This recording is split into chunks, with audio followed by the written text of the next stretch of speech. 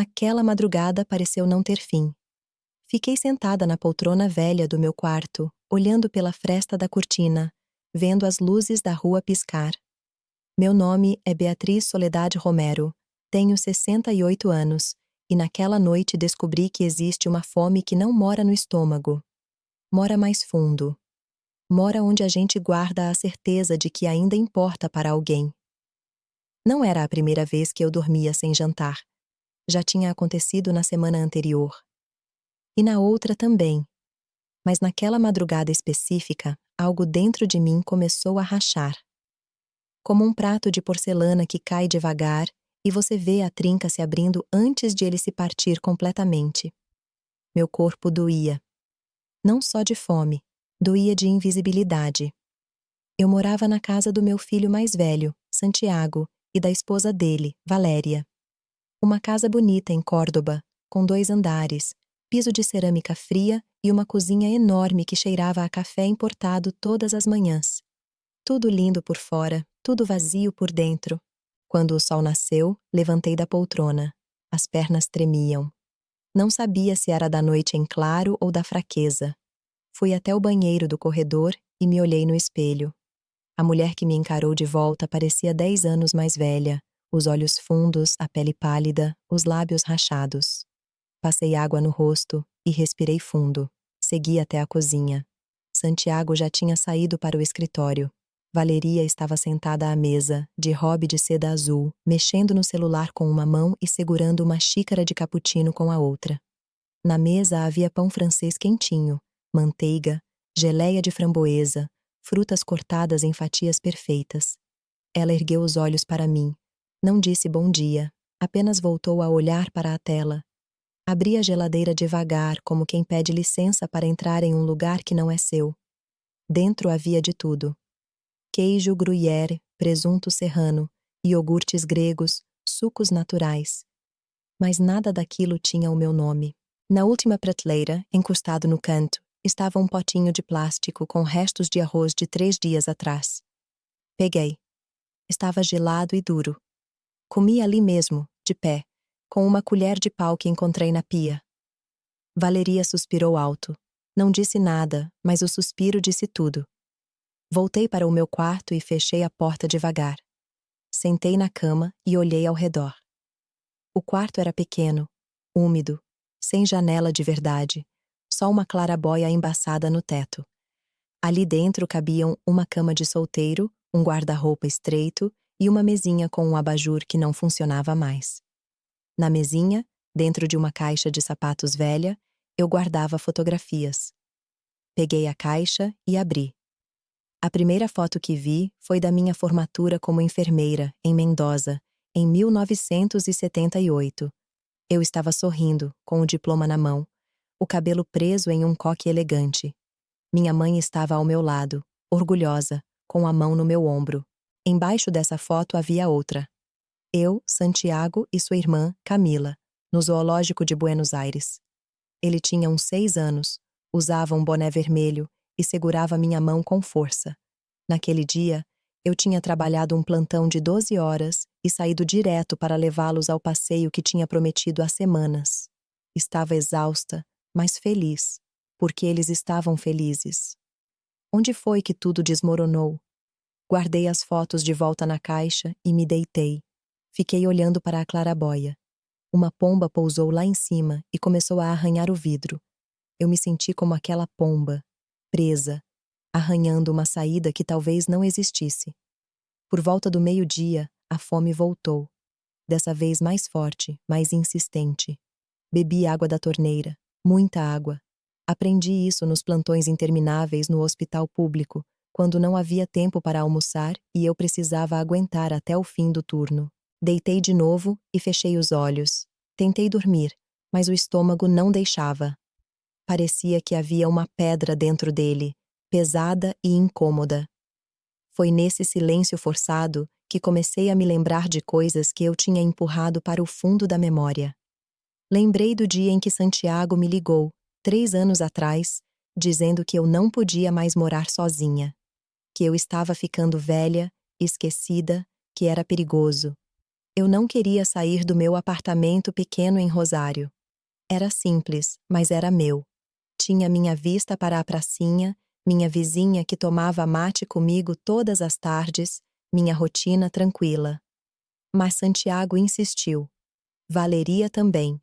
Disseram que seria melhor para todo mundo, que eu teria companhia, que eles cuidariam de mim. Acreditei. Vendi meu apartamento e vim morar com eles. No começo, tudo parecia bem. Valeria era educada. Santiago estava sempre ocupado, mas presente. Camila vinha nos visitar nos fins de semana com meus netos, Bruno e Lucia, e a casa enchia de risadas. Mas aos poucos as coisas mudaram. Valeria começou a reclamar que eu usava muita água no banho, que eu deixava a louça suja, que eu esquecia a luz acesa. Santiago parou de perguntar como eu estava. Os netos pararam de vir, e então veio o cadeado. Um dia, há cerca de um mês, eu desci para tomar café da manhã e vi que a geladeira tinha um cadeado na porta. Valeria estava na sala, arrumando almofadas. Perguntei o que era aquilo. Ela me olhou com uma calma ensaiada e disse que era para organizar melhor as coisas, para evitar desperdício. Desperdício.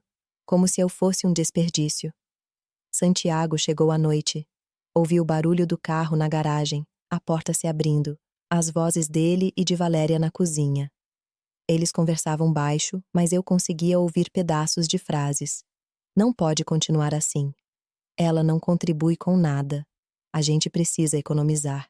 Fiquei paralisada no quarto, segurando a maçaneta da porta, incapaz de sair. Meu próprio filho estava falando de mim como se eu fosse uma conta a ser cortada.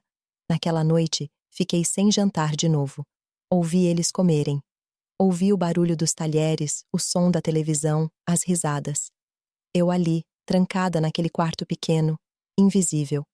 Foi aí que me lembrei de uma frase que meu pai dizia quando eu era criança.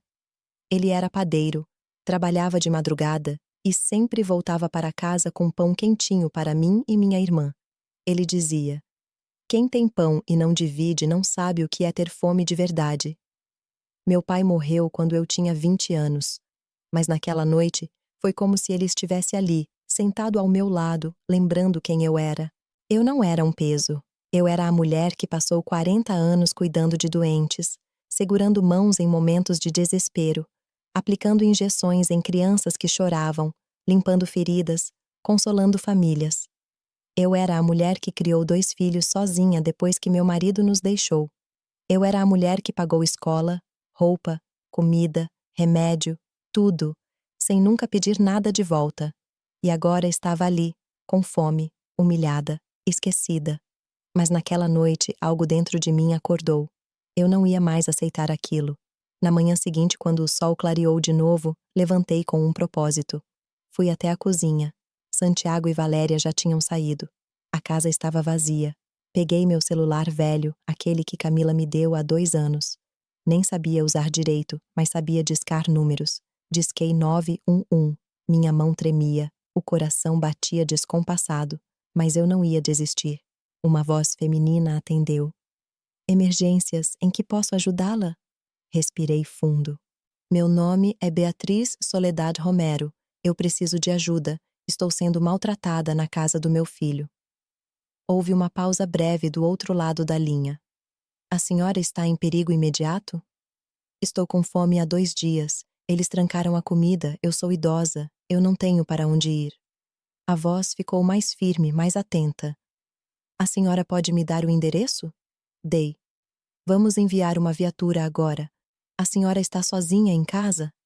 "Estou." "Fique calma, estamos indo." Desliguei. Sentei no sofá da sala e esperei. Não sei quanto tempo passou. Minutos, talvez meia hora. Então ouvi a sirene. Vi as luzes azuis e vermelhas refletindo nas paredes da sala. Alguém tocou a campainha. Levantei e abri a porta. 2 policiais estavam ali. Um homem mais velho, de bigode grisalho, e uma mulher jovem, de cabelo preso em um coque. "A senhora é Beatriz Soledad Romero?" "Sou." "Podemos entrar?"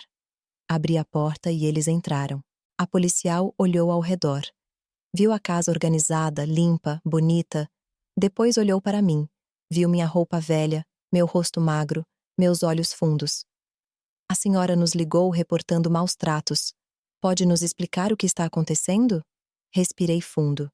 E contei tudo. Contei do cadeado na geladeira. Contei dos 2 dias sem comida decente. Contei das humilhações silenciosas, dos olhares, dos suspiros, da invisibilidade. A policial anotava tudo em um caderninho. A senhora tem filhos? Tenho 2. Santiago, que mora aqui, e Camila, que mora em Tucumã. E onde eles estão agora?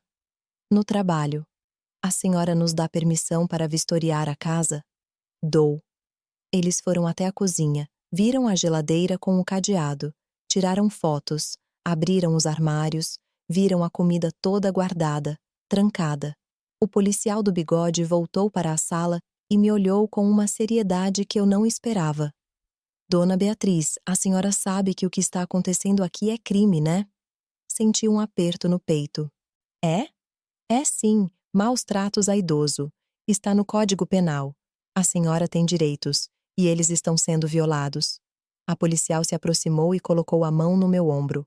A gente vai chamar o seu filho agora, e ele vai ter que prestar esclarecimentos. Meu corpo inteiro tremeu. Não era medo, era alívio. Eles ligaram para Santiago. Não sei o que disseram, mas em menos de 20 minutos ele chegou. O carro dele freou com força na entrada. Ele desceu apressado, os olhos arregalados. Quando viu a viatura, parou. O que está acontecendo aqui? O policial deu um passo à frente. O senhor é Santiago Romero? Sou. O que houve? Temos uma denúncia de maus tratos contra sua mãe. Santiago ficou pálido. Como assim? Que denúncia? A policial apontou para mim. Sua mãe nos ligou.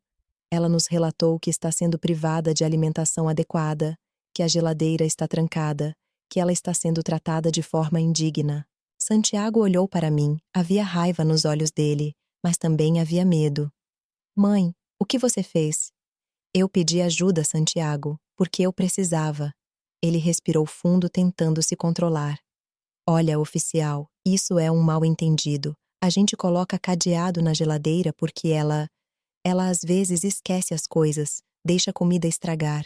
É só uma questão de organização. O policial cruzou os braços. Organização é uma coisa. Privar uma idosa de alimento é outra, muito diferente. Ela tem comida, sim, ela exagera. Então o senhor quer dizer que sua mãe está mentindo? Santiago hesitou. Não é bem assim. A policial se virou para mim. Dona Beatriz, a senhora quer registrar um boletim de ocorrência? Olhei para Santiago. Ele me olhou de volta. Naquele momento, eu vi no rosto dele o menino que eu carreguei no colo quando ele teve febre alta. O menino que eu levei correndo para o hospital quando ele caiu da bicicleta e quebrou o braço. O menino que chorou no meu ombro quando o pai foi embora. Mas também vi o homem que me trancou naquele quarto. O homem que me deixou com fome. O homem que me fez sentir invisível. Quero, eu disse. Minha voz saiu firme, mais firme do que eu esperava. Santiago baixou a cabeça. O policial tirou um papel da pasta e começou a preencher. Eu respondi todas as perguntas. Nome completo, idade, endereço, relato dos fatos. Assinei. Dona Beatriz, a senhora tem para onde ir? Algum parente, algum amigo? Tenho minha filha, em Tucumã. A senhora quer que a gente entre em contato com ela? Quero. Eles ligaram para Camila. Não ouvi a conversa toda, mas ouvi pedaços. Ouvi ela gritando do outro lado da linha. Ouvi ela chorando. Ouvi ela dizer que estava pegando o carro agora e vindo para Córdoba. Santiago ficou ali parado, de pé no meio da sala, parecendo perdido. A policial se aproximou dele. Senhor Santiago, o boletim de ocorrência está registrado. Dependendo da investigação, pode haver encaminhamento para o Ministério Público. O senhor pode ser intimado a prestar depoimento e responder por crime de abandono e maus tratos a idoso. O senhor entende isso? Ele assentiu, mudo. E mais uma coisa, continuou a policial, a voz dura. Se a gente receber outra denúncia, o senhor vai preso, está claro? Está. Eles ficaram ali até Valéria chegar. Quando ela entrou e viu a cena, ficou branca. O que está acontecendo? o policial explicou. Ela olhou para mim com ódio puro. Você está nos envergonhando na frente da vizinhança inteira. A policial deu um passo à frente. A senhora precisa se controlar, do contrário, vai ter que vir conosco para prestar depoimento agora. Valeria se calou. Fiquei sentada no sofá, vendo tudo acontecer ao meu redor. Parecia um filme. Um filme que eu estava assistindo e protagonizando ao mesmo tempo. Camila chegou por volta das 6 da tarde. Ela entrou como um furacão, os olhos vermelhos de tanto chorar, o cabelo desgrenhado. Mamãe! Corri para ela. Ou tentei correr, mas minhas pernas não obedeceram direito. Ela me abraçou com força. Mamãe, me perdoa. Me perdoa por não ter visto o que estava acontecendo. Não foi culpa sua, minha filha. Ela se afastou e olhou para Santiago. Como você pôde? Ele não respondeu. Como você teve coragem de fazer isso com ela, com a nossa mãe? Camila, você não entende. Eu entendo sim. Eu entendo que você é um covarde. O policial interveio. Vamos manter a calma aqui, por favor. Camila respirou fundo. Mamãe vem comigo, agora. Não precisa, Camila, eu... Precisa sim, você vai para Tucumã comigo. Hoje, agora. Olhei para ela. Minha filha, minha menina, que agora era uma mulher forte, decidida, protetora. Está bem, eu disse. Fui até o quarto buscar minhas coisas. Não tinha muito. Roupas velhas, as fotografias, alguns livros, uma Bíblia que minha mãe me deu. Coloquei tudo em uma mala pequena. Quando voltei para a sala, Santiago ainda estava ali, parado, olhando para o chão. Parei na frente dele. Santiago. Ele ergueu o rosto. Eu te perdoo, eu disse. Mas eu não esqueço. Saí da casa sem olhar para trás. Camila me levou para Tucumã naquela mesma noite. Dirigiu 4 horas sem parar. Eu fiquei em silêncio quase o tempo todo, olhando pela janela, vendo as luzes da estrada passarem. Quando chegamos, era quase meia-noite. A casa de Camila era pequena, simples, apertada. Ela dividia o espaço com o marido, Fernando, e meus 2 netos, Bruno e Lucia. Mas quando entrei, senti algo que não sentia há muito tempo. Senti que eu era bem-vinda. Lucia, que tinha 9 anos, correu para me abraçar. Vovó, você vai morar com a gente? Vou, minha linda. Que bom. Agora você pode me ajudar com o dever de matemática. Ri. Foi a primeira vez que ri em semanas. Fernando preparou um chá para mim. Camila aqueceu sopa. Sentamos à mesa os 4 e eles me fizeram perguntas, me ouviram, me olharam nos olhos. Comi devagar. Não pela fome, mas pela emoção. Naquela noite, dormi no quarto de hóspedes. Era pequeno, mas tinha uma janela que dava para o jardim. Deitei e olhei pela janela. Vi a lua cheia, clara, bonita, e pela primeira vez em muito tempo, dormi em paz. Os primeiros dias em Tucumã foram estranhos. Eu ainda acordava sobressaltada no meio da noite, achando que estava naquele quartinho sem janela.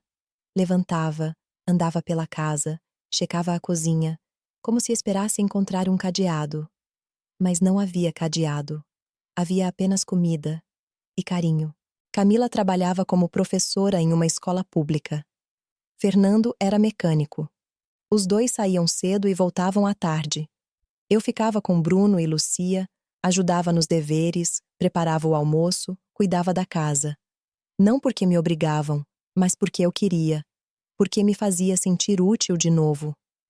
Uma tarde, cerca de 2 semanas depois de eu ter chegado, Camila voltou da escola e me encontrou na cozinha, fazendo empanadas. Ela ficou parada na porta, me observando. Mãe. Sim? Obrigada. Por quê? Por ter tido coragem de ligar para a polícia, por não ter desistido. Parei de amassar a massa e olhei para ela. Eu pensei em desistir, sabia? Eu sei. Mas aí eu lembrei de você. Lembrei que eu tinha te ensinado a ser forte. E percebi que eu precisava ser forte também. Camila se aproximou e me abraçou. Você sempre foi forte, mãe. Sempre. Choramos juntas ali, na cozinha, cercadas de farinha e recheio de carne.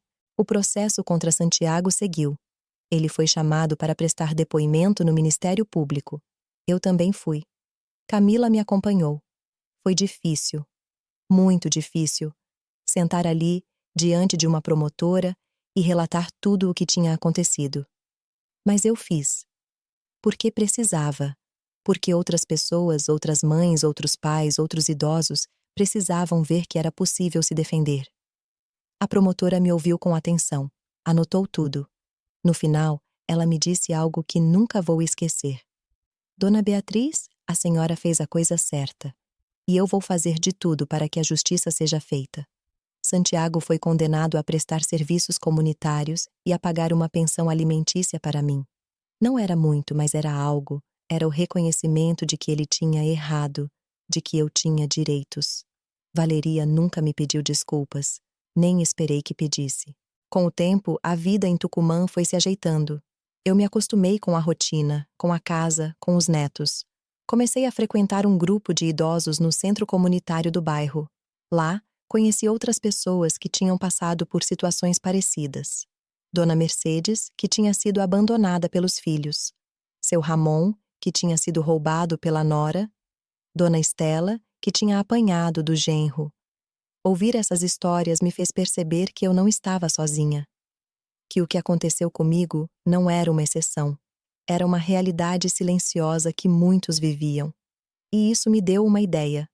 Comecei a participar de palestras, de encontros, de campanhas de conscientização sobre os direitos dos idosos. Contava minha história, mostrava meu rosto.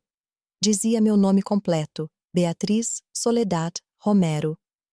No começo, era difícil. Minha voz tremia. Minhas mãos suavam. Mas aos poucos, fui ganhando confiança. Fui percebendo que minha história tinha poder. Poder de tocar, de alertar, de salvar. Certo dia, depois de uma palestra em uma escola, uma jovem se aproximou de mim. Ela devia ter uns 20 e poucos anos. Tinha os olhos marejados. Dona Beatriz, posso falar com a senhora? Claro, minha filha. Minha avó está passando pela mesma coisa. Meu tio a trata muito mal, mas ela tem medo de denunciar. Por quê? Ela acha que ninguém vai acreditar nela. Ela acha que é normal, que ela tem que aceitar. Peguei a mão da moça. Não é normal, e ela não tem que aceitar. Diz para ela que ela tem direitos. Diz para ela que ela não está sozinha. A moça chorou.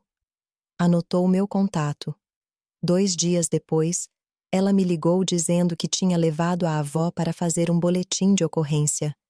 E que a avó estava morando com ela agora. Foi aí que eu entendi. Minha dor tinha virado ponte. Minha história tinha virado ferramenta. Os meses passaram. A relação com Santiago continuou distante.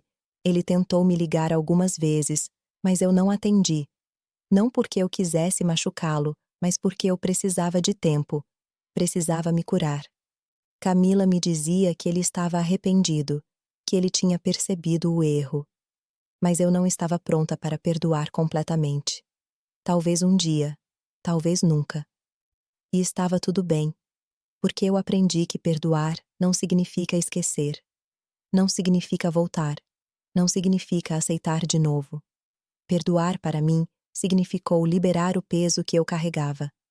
Significou seguir em frente sem rancor, mas também sem ingenuidade.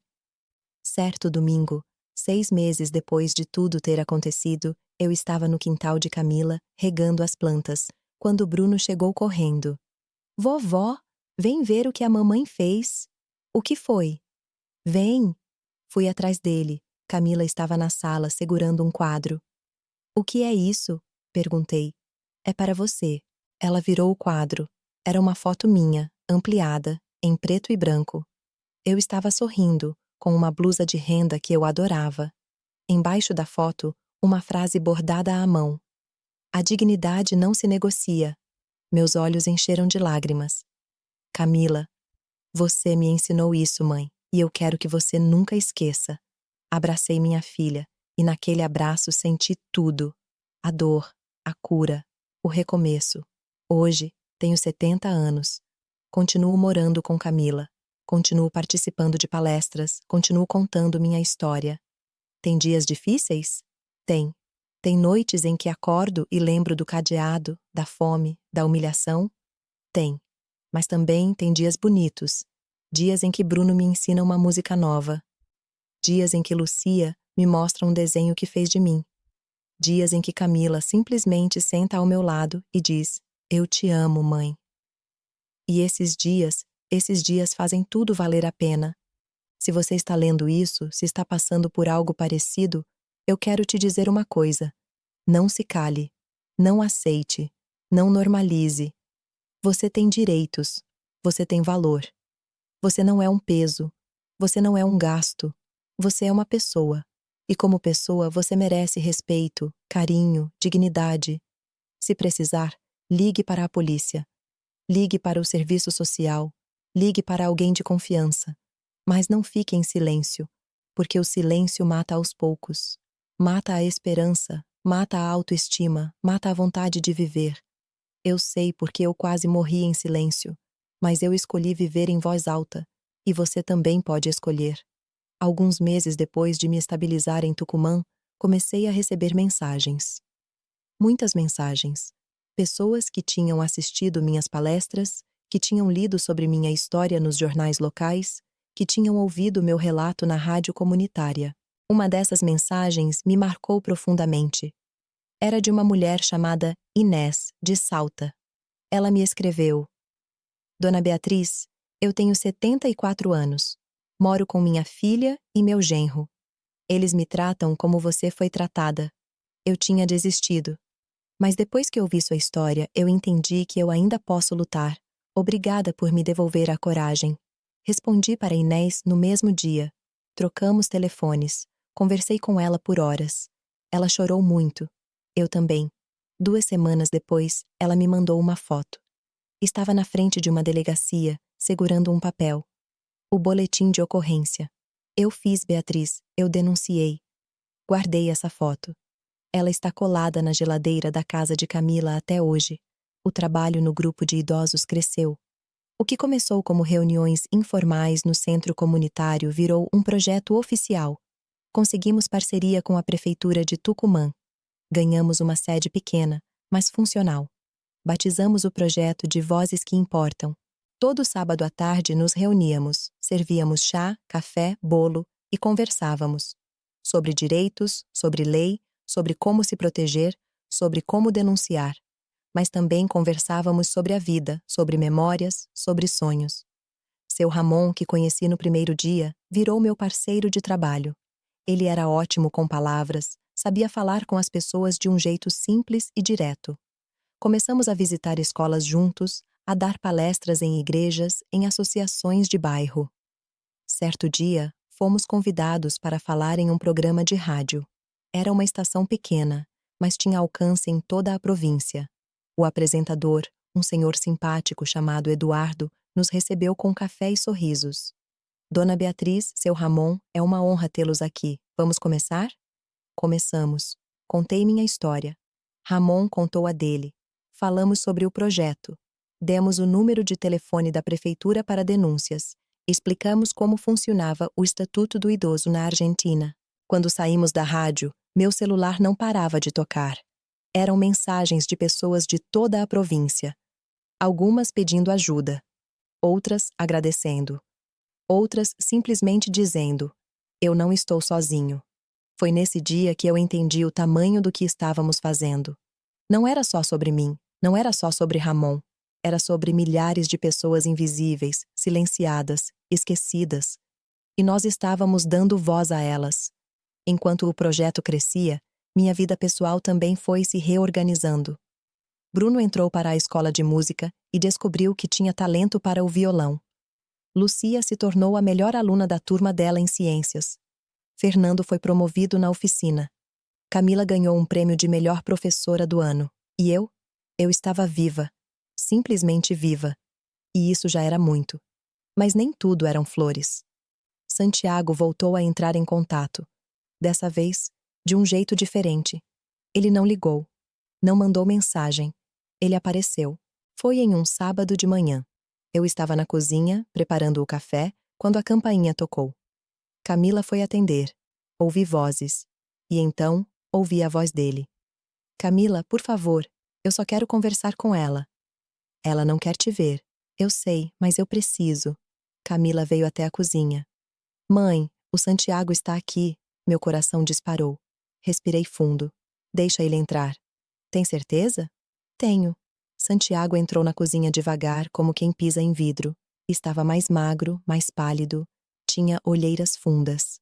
Mãe. Santiago. Ficamos em silêncio por alguns segundos que pareceram horas. Eu vim pedir desculpas. Já era a hora. Eu sei, e eu sei que desculpas não apagam o que eu fiz.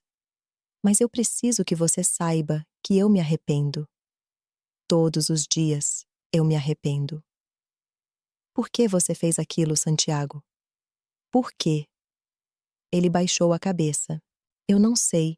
Eu estava pressionado. O trabalho, as contas, a Valéria.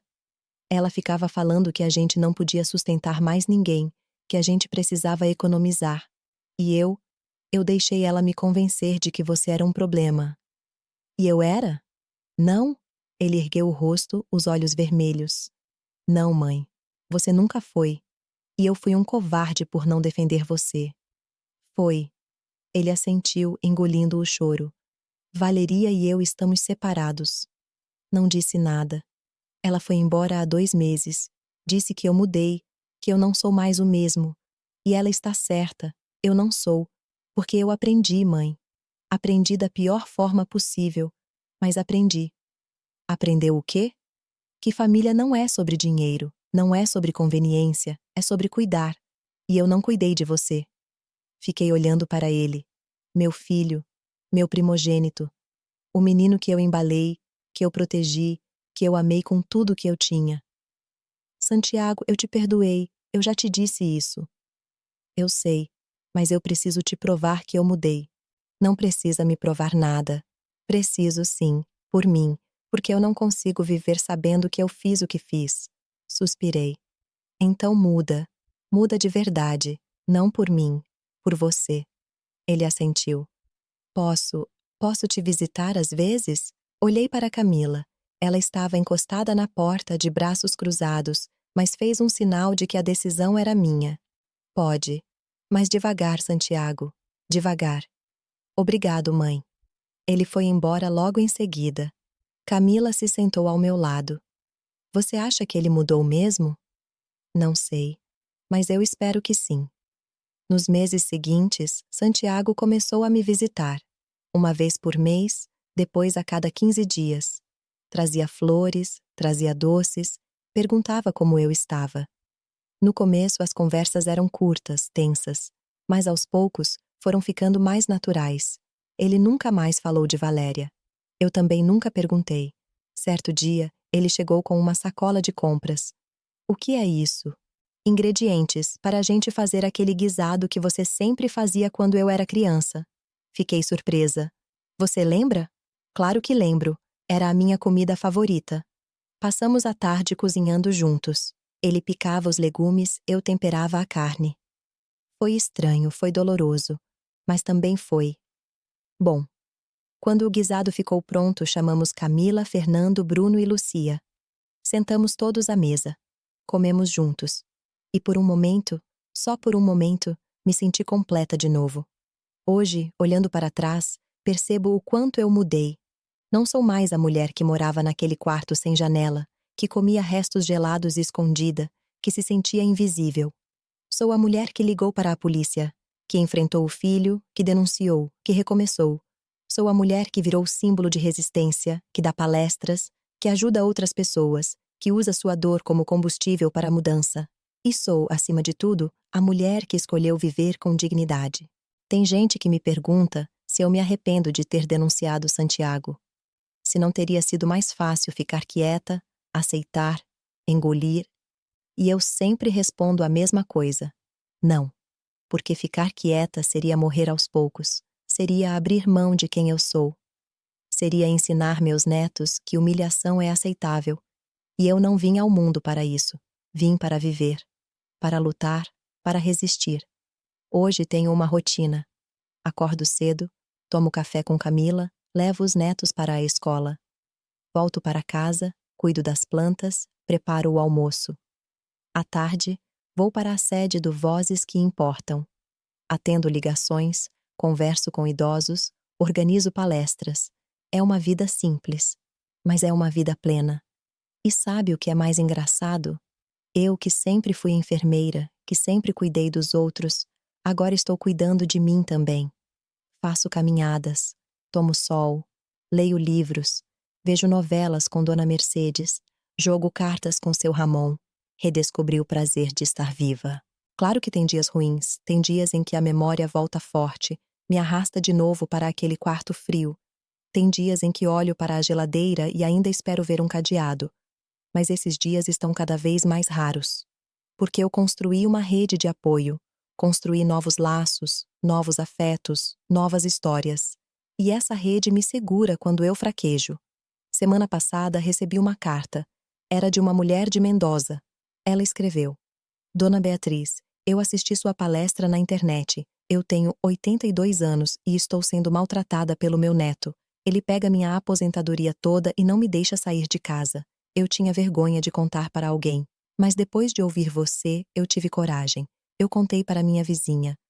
Ela me ajudou a fazer o boletim. Hoje eu moro com ela. E pela primeira vez em anos, eu me sinto segura. Obrigada por existir.